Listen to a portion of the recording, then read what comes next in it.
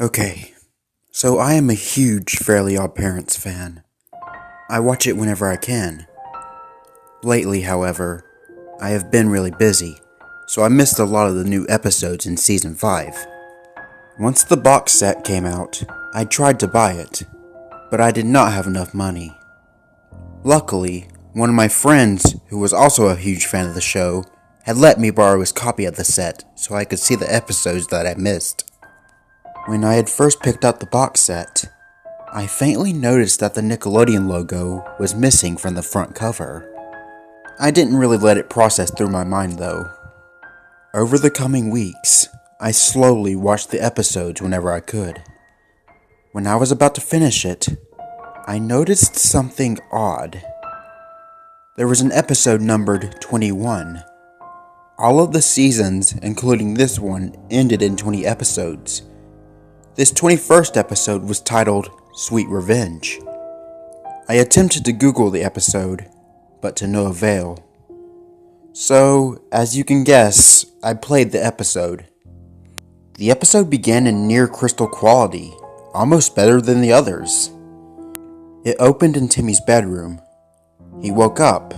His fairies greeted him, etc., etc. It was very similar to the previous episodes.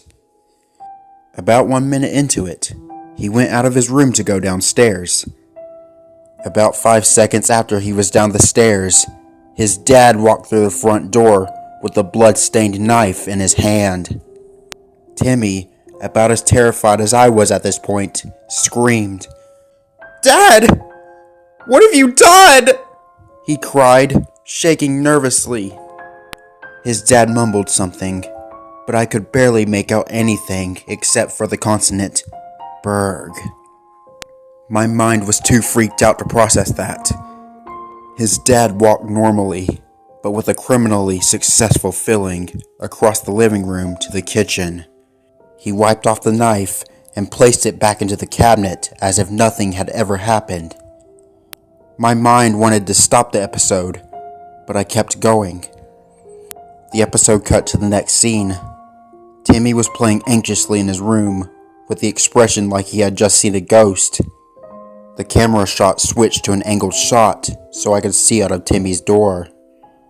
I vaguely saw the shadow of his dad walking down the hallway with a machete in his hand. Cosmo quickly warned Timmy and they attempted to poof away.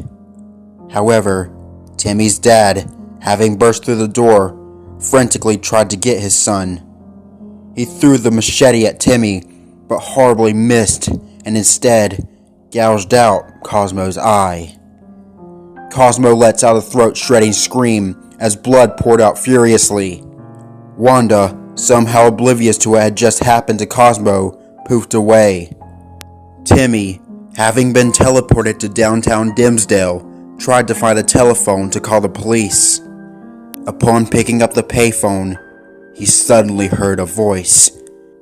It was his dad's voice, but his tone was dark and demonic. Petrified, he shut his eyes and tried to wake himself up as if he were in a dream. Before he knew it, he could not reopen his eyes, and it seemed as if his eyes were melting. The blood from them formed a devil's pentagram inside his eyelids. The episode switched scenes. Timmy woke up in his bed as if nothing ever happened. His fairy godparents were not there to greet him, but he could hear the sounds of Wanda's crying. When Timmy looked over to her, he could see what she was crying about. The machete was still in Cosmo's skull. Blood was oozing out, a pool forming under his head on the floor.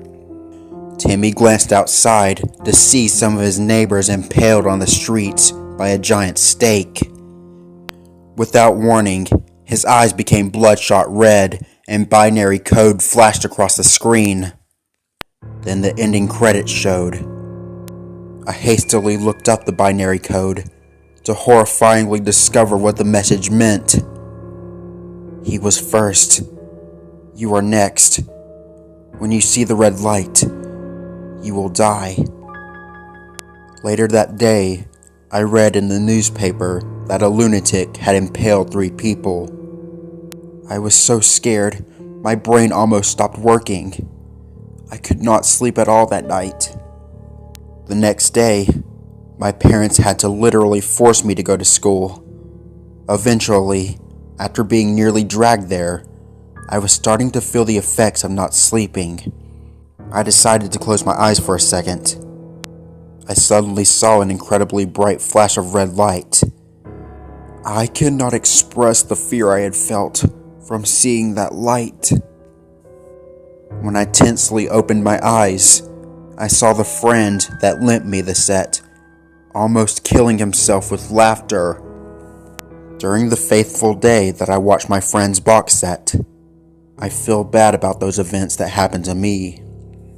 I finally told my parents about the time I watched Sweet Revenge. My mom invested therapy session. I told the doctor of what happened to me.